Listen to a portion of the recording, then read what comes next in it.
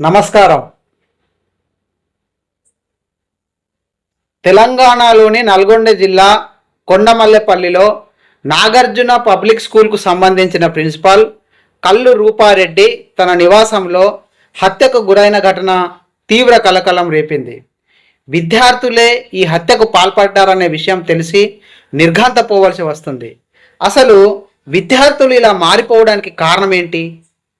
వాళ్ళ ఆలోచన విధానం ఇంతగా ఎందుకు మారుతుంది అనే విషయాలను మనం ఈరోజు తెలుసుకునే ప్రయత్నం చేద్దాం.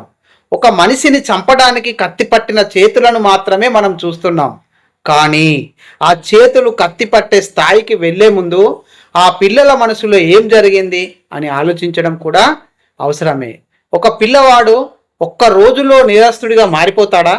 లేక కుటుంబం, స్నేహితులు, సామాజిక మాధ్యమాలు, సమాజం, డబ్బు, పెంపకం ఇలా ఎన్నో అవకాశాలు కలిసి అతని ఆలోచనలను నెమ్మదిగా మార్చుతాయా? పిల్లవాడు స్కూల్కి వెళ్ళినప్పటి నుండి మన ఆలోచన అంతా ఒకటే: ర్యాంకులు రావాలి, డాక్టర్ కావాలి, ఇంజనీర్ కావాలి, సాఫ్ట్వేర్ ఉద్యోగం రావాలి, మంచి భవిష్యత్తు ఉండాలి. ఇలా ఆలోచించడం తప్పు అని కాదు. ప్రతి తల్లిదండ్రి తమ పిల్లల జీవితంలో బాగా ఎదగాలని కోరుకుంటారు, కానీ ఒక మంచి మనిషిగా ఎలా ఎదగాలో మనం నేర్పిస్తున్నామా? విద్యార్థుల సంపూర్ణ వికాసానికి సంబంధించి జ్ఞానాన్ని అందించడం మన విద్యా వ్యవస్థలో ఎంతవరకు ఉంది? ఎవరైనా మనల్ని అవమానిస్తే ఎలా స్పందించాలి? ఓటమిని ఎలా స్వీకరించాలి? తప్పు జరిగితే ఎలా ఒప్పుకోవాలి? కోపాన్ని ఎలా నియంత్రించుకోవాలి? ఎదుటివారి బాధను అసలు ఎలా అర్థం చేసుకోవాలి? మనకు నచ్చని విషయాన్ని ఎలా సహించాలి? ఇవి కూడా జీవితంలో చాలా ముఖ్యమైన పాఠాలే. కానీ మన విద్యా వ్యవస్థలో ఈ టాపిక్కి పెద్దగా ఇంపార్టెన్స్ ఉన్నట్టు అనిపిస్తుందా? మార్కులు పెంచుతున్నాం, కానీ మానసిక దృఢత్వాన్ని పెంచుతున్నామా? ఒక్కసారి ఆలోచించండి. ఇక్కడ తల్లిదండ్రులను నిందించడం కాదు నా ఉద్దేశం, కానీ ఒక నిజాన్ని మాత్రం అంగీకరించాలి. పిల్లలు మనం చెప్పేదానికంటే మనం చేసేది చూసి ఎక్కువగా నేర్చుకుంటారు. మన ఇంట్లో తల్లిదండ్రులు ఒకరితో ఒకరు ఎలా మాట్లాడుకుంటున్నారు? పిల్లల ముందే తిట్టుకుంటున్నారా? కోపం, ద్వేషం చూపిస్తున్నారా?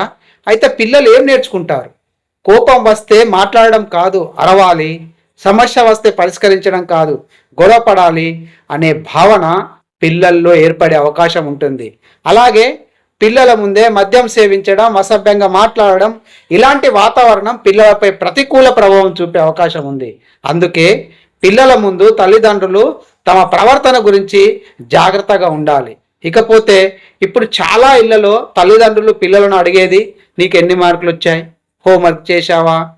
దీనితో పాటు నీకు ఏదైనా బాధ ఉందా? నువ్వు సామాజిక మాధ్యమాల్లో ఏం చూస్తున్నావు?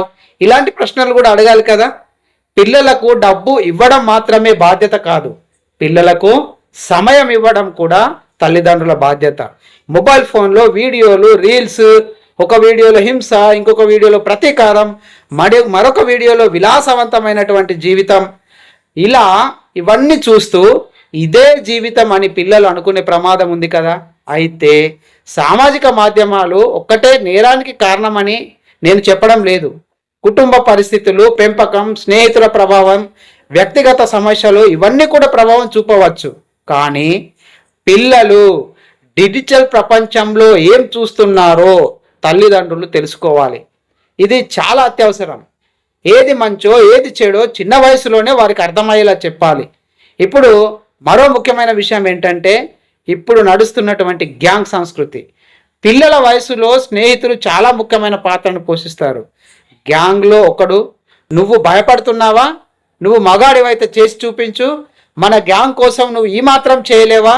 ఇది చేయాల్సిందే అని రెచ్చగొట్టే ధోరణి ఉంటే, ఒంటరిగా ఒక పిల్లవాడు చేయని పని గ్యాంగ్లో ఉన్నప్పుడు చేయడానికి సిద్ధపడవచ్చు. ఎందుకంటే అక్కడ వ్యక్తిగత బాధ్యత తగ్గినట్టు అనిపిస్తుంది.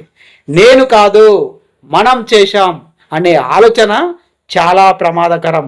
అందుకే పిల్లల స్నేహితులు ఎవరితో తిరుగుతున్నారు, ఇవన్నీ తల్లిదండ్రులు తెలుసుకోవాలి. అయితే పిల్లలపై అనవసరమైన అనుమానం కాకుండా వాళ్ళ నమ్మకాన్ని సంపాదించి స్నేహంగా మాట్లాడగలగాలి. ఇప్పుడు పిల్లల ప్రపంచాన్ని అతి వేగంగా చూస్తున్నాం. ఖరీదైన ఫోన్లు, బైకులు, కార్లు, విలాసవంతమైన జీవితం, వీటిని సామాజిక మాధ్యమాలలో నిరంతరం పిల్లలు చూస్తున్నారు. అప్పుడు వాళ్ళలో ఒక ప్రశ్న వస్తుంది, ఇవన్నీ నాకెందుకు లేవు? అక్కడి నుంచి కంపారిజన్ మొదలవుతుంది. అర్థం చేసుకోండి. ఆ కంపారిజన్ కాస్త ఫ్రస్ట్రేషన్గా మారుతుంది. ఆ ఫ్రస్ట్రేషన్ నుంచి రాంగ్ డిసిషన్ స్టార్ట్ అవుతాయి. అందుకే పిల్లలకు డబ్బు విలువ మాత్రమే కాదు, డబ్బు సంపాదించడానికి సరైన మార్గం ఏమిటో కూడా నేర్పాలి. త్వరగా డబ్బు సంపాదించడం కంటే సరైన మార్గంలో ఎదగడం ముఖ్యమని చెప్పాలి. ఇక పాఠశాల అంటే కేవలం సిలబస్ను పూర్తి చేసేలాగా ప్రస్తుత విద్యా వ్యవస్థ, స్కూల్స్ తయారైనాయి.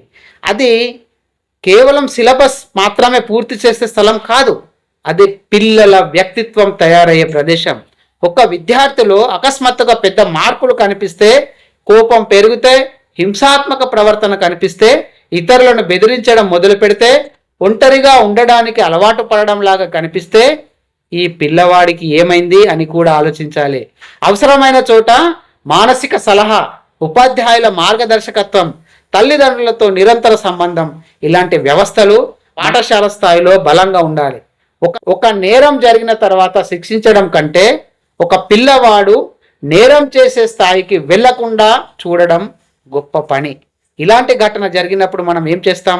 నిందితులను తిట్టుకుంటాం, కోపం తెచ్చుకుంటాం, సామాజిక మాధ్యమాల్లో పోస్టులు పెడతాం, అవసరమైతే స్టేటస్లు పెడతాం, 2 రోజులు చర్చిస్తాం, ఆ తర్వాత మళ్ళీ మామూలే, మర్చిపోతాం.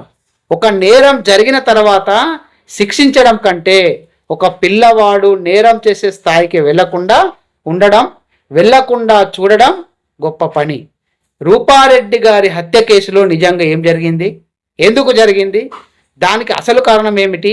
ఇవన్నీ ముందు దర్యాప్తులో తేలుతుంది. కానీ ఈ ఘటన మనకు ఒక పాఠం మాత్రం నేర్పాలి. పిల్లలను కేవలం పరీక్షలకు సిద్ధం చేయడమే కాదు, జీవితం యొక్క విలువను పాటించే దిశగా సిద్ధం చేయాలి. ఎందుకంటే ఈరోజు మనం పట్టించుకొని ఒక పిల్లవాడే రేపు మన సమాజానికి ఒక పెద్ద సమస్య కావచ్చు. అలాగే ఈరోజు మనం ప్రేమతో, విలువలతో, బాధ్యతతో పెంచిన ఒక పిల్లవాడే రేపు మన సమాజానికి ఒక గొప్ప మనిషి కావచ్చు. మరి మీరేమంటారు? పిల్లలు ఇలా హంతకులుగా మారడానికి అసలు కారణం ఏమిటని మీరు అనుకుంటున్నారు? మీ అభిప్రాయాలను కామెంట్ రూపంలో తెలియజేయండి. ఈ వీడియోను విద్యార్థులకు, తల్లిదండ్రులకు చేరేలాగా షేర్ చేయండి. ఎందుకంటే ఇది కేవలం ఒక కుటుంబానికి సంబంధించిన విషయం కాదు, మన పిల్లల భవిష్యత్తుకు సంబంధించిన విషయం. Thank you very much.